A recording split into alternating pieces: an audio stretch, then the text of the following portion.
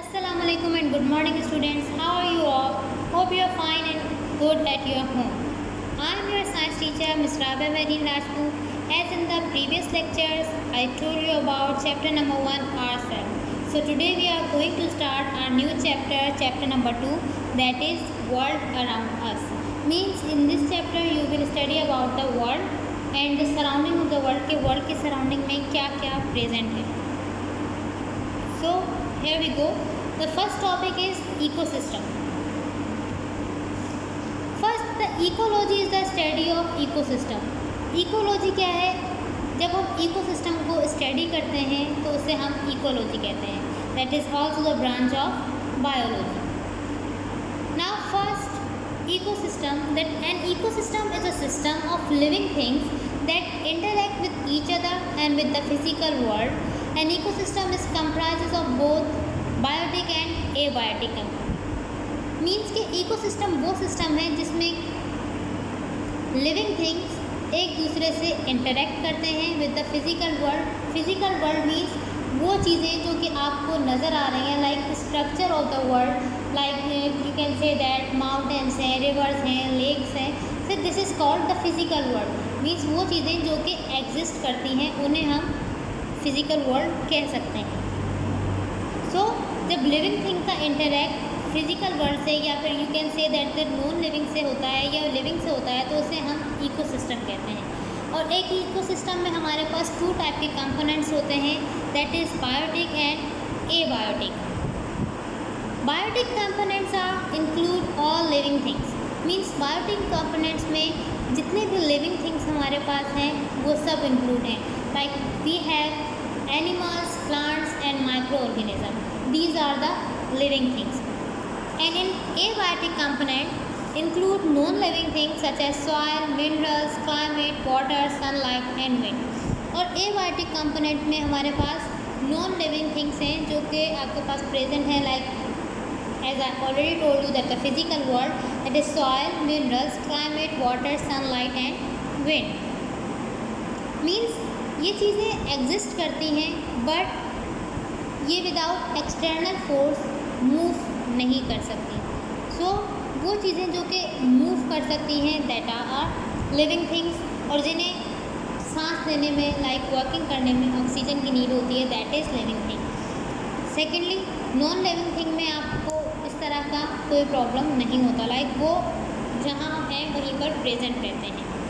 The interaction among biotic and abiotic factors support the flow of energy and cycling of materials in ecosystem. Means कि जो interaction है between the biotic और abiotic factor उसमें हमारे पास क्या चीज़ support करती है, फ्लो ऑफ एनर्जी. मीन्स कि एनर्जी एक लिविंग थिंग से दूसरे लिविंग थिंग में किस तरह से फ्लो होती है. Secondly, cycling of materials. Means के मटीरियल्स जो कि ट्रांसपोर्ट होते हैं एक लिविंग थिंग से दूसरे लिविंग थिंग में उसे हम इकोसिस्टम कहते हैं, लाइक इकोसिस्टम में. For example, air temperature, availability of water and amount of rain influence the growth of certain species of plant in an area. Means के they are giving you example के जैसे कि air है, temperature है, availability of water है और amount of rain जो कि स्पीशीज़ ऑफ प्लांट पे इन्फ्लुएंस करता है उसकी ग्रोथ पे, तो वो पर्टिकुलर एरिया में ही अवेलेबल होता है. लाइक यू ऑलरेडी नो कि हर प्लांट जो है वो हर जगह पे ग्रो नहीं हो सकता, उसे पर्टिकुलर सॉइल की नीड होती है. सो ये चीज़ें उस पर इन्फ्लुएंस करती हैं प्लांट स्पीशीज़ पे लाइक पर्टिकुलर एरिया में. Now we have functions of ecosystem. Means कि इकोसिस्टम किस तरह से वर्क करता है. That is the producer of the green plants fix solar energy with the help of minerals taking from the edaphic soil where they grow. Edaphic किसे कहते हैं, वो सॉइल जहाँ पर प्लांट ग्रो होते हैं. सो और एरियल एनवायरनमेंट और build up the complex organic matter. Means के फंक्शन क्या है कि सबसे पहले हमारे पास प्रोड्यूसर जो कि ग्रीन प्लांट्स होते हैं वो सोलर एनर्जी को फिक्स करते हैं with the help of minerals taking from the soil. Means उसको फिक्स करते हैं उस सॉइल से जहाँ से वो मिनरल्स ले रहे हैं. और एरियल एनवायरनमेंट मीन्स कि उसके सराउंडिंग में जो एनवायरनमेंट होता है उसके साथ, ताकि वो कॉम्प्लेक्स ऑर्गेनिक मैटर को बिल्ड कर सकें. दीज आर देयर फूड, और वो प्लांट्स का फूड होता है. So with the help of solar energy, they convert the chemical energy of the food to kinetic energy and finally heat energy.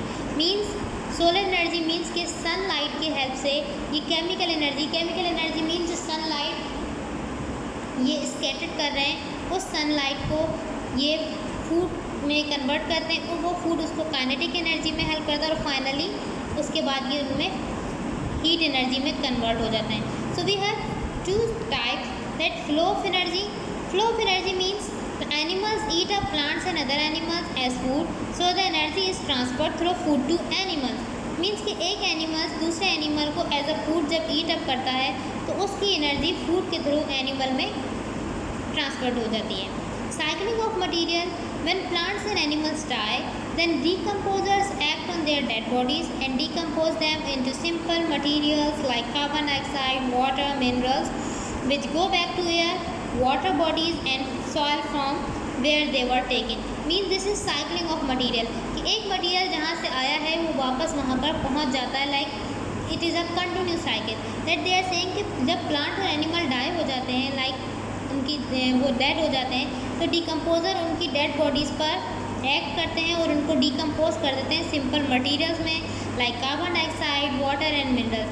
सो वो दोबारा से एयर में जाते हैं, वाटर बॉडीज़ हैं और उस सॉइल में जाते हैं जहाँ से उनको लिया गया है. So this is a continue cycle. Now we have process of function of ecosystem. Process of function of ecosystem means that plants get carbon dioxide from air and water, they take minerals from water and soil. From water bodies and soil, plants make their food with the help of absorbed carbon dioxide, minerals and solar energy. This process is repeated again and again. This leads to continuous functioning of ecosystem. As I already told you that this is a continuous cycle. Like ecosystem में एक continuous cycle चलती है. जिस तरह से plants carbon dioxide लेते हैं from air and water, फिर वो मिनरल्स एब्सॉर्ब करते हैं from the water bodies and soil. With the help of sunlight plants make their food with the help of absorb carbon dioxide, minerals and solar energy. Plants अपना food बनाते हैं absorb carbon dioxide की help से, mineral से और solar energy से. और ये प्रोसेस रिपीटेड होता रहता है अगेन एंड अगेन, जिसकी वजह से ये एक कंटिन्यूस साइकिल चलती रहती है फंक्शनिंग ऑफ इकोसिस्टम की. Then we have energy flow through the ecosystem. Means के जो एनर्जी फ्लो हो रही है इकोसिस्टम में वो किस तरह से होती है. Like transfer of energy and matter take place in the process of predator and prey relationship in a food chain. The original energy source is the energy from the sun. Energy flow किस तरह से होती है. Like transfer of energy and matter take place in the process of predator and prey relationship. Predator and prey relationship I will tell you later. Means आगे मैं आपको बताती हूँ that what is the relationship of predator and prey. But ये कह रहे हैं कि कंटिन्यू जो एनर्जी फ्लो होती है वो उस प्रोसेस में प्रीडेटर और प्रे रिलेशनशिप जो है वो फूड चेन में हेल्प करता है. और जो हमें ओरिजिनल एनर्जी सोर्स मिलती है वो कहाँ से मिलती है. Energy from the sun. Importance of ecosystem means कि इकोसिस्टम वर्ल्ड के लिए क्यों ज़रूरी है. लाइक हमारे लिए क्यों ज़रूरी है. We know that no living organism can live in isolation. Isolation like nowadays you can easily understand the meaning of isolation. Like जिस तरह से कोरोना आया और आपको अपने घर में स्टे करना पड़ा, this is called isolation. Means एक जगह पर मुस्तकिल रहना, दैट इज़ कॉल्ड आइसोलेशन. तो ये दे आर सेइंग कि कोई भी लिविंग ऑर्गेनिज्म एक जगह पर नहीं रह सकता. मीन्स एक पर्टिकुलर प्लेस पे बंद होकर नहीं रह सकता. We can not survive without producers in nature. और हम प्रोड्यूसर्स के बगैर सर्वाइव नहीं कर सकते. All living beings depend on other living beings in the biological community. और बायोलॉजिकल कम्युनिटी में एक लिविंग ऑर्गेनिज्म दूसरे लिविंग ऑर्गेनिज्म पर डिपेंड करता है. Not only they are dependent on one another but also each of them exist in a certain proportion. Means सिर्फ यही नहीं कि वो एक दूसरे पर डिपेंड करते हैं बल्कि उनकी एक सर्टेन प्रोपोर्शन है. लाइक एग्जिस्ट करते हैं एक लिमिटेड नंबर में. So this create a complete balance in nature among living organism. और इसकी वजह से जो बैलेंस है नेचर का वो कंप्लीट रहता है लिविंग ऑर्गेनिज्म का. This is evident from the study of food chains which operate between living organism. और ये एक एविडेंट है लाइक ये एक सबूत है जो कि हम फूड चेन की जब स्टडी करते हैं तो ये हमें रिलेशनशिप बताता है between the living organism. Then we have ecological balance in nature. The balance between the living beings and also the non-living environment called the ecological balance or simply a balance in nature means के living being और non-living environment के बीच में जो relation है this is called the ecological balance और इसे हम balance in nature भी कहते हैं कि living things का non-living things के साथ जो interact है that is balance in nature. However, human activities have upset the ecological balance in nature but you can say that कि नाउ डेज ह्यूमन एक्टिविटीज़ ने जो एक बैलेंस था नेचर का उसे काफ़ी हद तक अपसेट कर दिया है. So it is more essential than balance in nature should be establish soon because it is important for our own existence. तो ये बहुत ज़रूरी है कि हम बैलेंस इन नेचर को इस्टेब्लिश करें जल्द से जल्द क्योंकि ये हमारे अपने सर्वाइवल के लिए बहुत ज़रूरी है. Biome. A biome is a collection of related ecosystem. Means के biomes क्या है? Different ecosystem के collection को हम biome कहते हैं. Like you can see the picture, हमारे पास different regions हैं, like different climate है, climatic zone है, different weather zones हैं. जब ये सब एक जगह collect होते हैं तो इन्हें हम ecosystem biomes कहते हैं. Biomes are regions of the world that have similar climate, animals and plants. Biome वो रीजन्स हैं जहाँ पर सिमिलर क्लाइमेट्स होते हैं, एनिमल्स होते हैं या फिर प्लांट्स होते हैं. These are terrestrial biomes and aquatic biomes. Like in this picture you can easily see the terrestrial biomes like where we have land and aquatic biomes where we have water. Aquatic biomes include both fresh water and marine water. Means aquatic biomes में हमारे पास fresh water और marine water दोनों होते हैं. Then we have soil. Weather helps make soil. Means के आपका जो वेदर है वो आपको हेल्प करता है सॉइल बनाने में. Like when the weather gets hot rocks can get bigger. Means जब वेदर जो है वो बहुत ज़्यादा हॉट होता है तो रॉक्स जो हैं वो बहुत ज़्यादा बड़े हो जाते हैं. मीन्स चट्टाने जो हैं. When the weather turns cold rocks can get smaller. और जब वेदर कोल्ड हो जाता है यानी ठंडा हो जाता है तो रॉक्स जो हैं वो स्मॉल हो जाती हैं. If this happen often enough the rock will crack and break up into small pieces and break into even smaller pieces. Means अगर ये बार बार होता रहता है प्रोसेस लाइक वेदर हॉट और वेदर कोल्ड सो क्या होता है कि रॉक्स जो हैं वो क्रैक हो जाती हैं और वो स्मॉल पीसेस में बल्कि उससे ज़्यादा स्मॉल पीसेस में कन्वर्ट होती रहती हैं. When they get really small they turn into soil. और जब रॉक्स जो हैं वो बहुत ज़्यादा स्मॉल हो जाती हैं तो वो सॉइल में कन्वर्ट हो जाती हैं. Rain and ice can also help get into rocks and break them apart. Rain और आइस भी रॉक्स को ब्रेक करने में हेल्प करते हैं. So the weather does help make soil. So it's mean कि वेदर सॉइल बनाने में हेल्प करता है. The last we have the predator and prey relationship in an ecosystem. In nature, one species of animals feeds on another species of animals, which in turn feeds on other things.